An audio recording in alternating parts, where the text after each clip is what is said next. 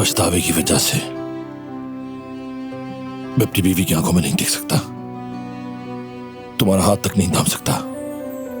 तुम जिसकी आंखों में देख नहीं सकते वो मैं नहीं, जिहान है। मैंने बहुत गलत काम किए हैं, वो भी ऐसे काम के मैं सोच के शर्मिंदा हो जाता हूं।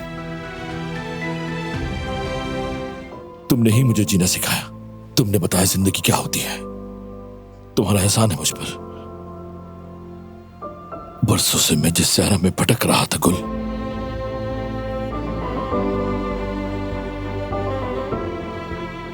मेरा वजूद मुरझा रहा था, तुम वहां मेरे लिए पानी की बूंद बनकर आई। तुमने मेरी बंजर जिंदगी को जरखेज बना दिया गुल। देखो गुल, मैं इस वक्त को पीछे तो नहीं लेके जा सकता।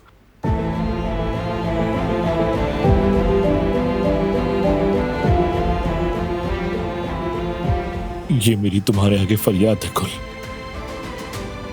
मुझे छोड़ना मत गुल, छोड़ना मत मुझे।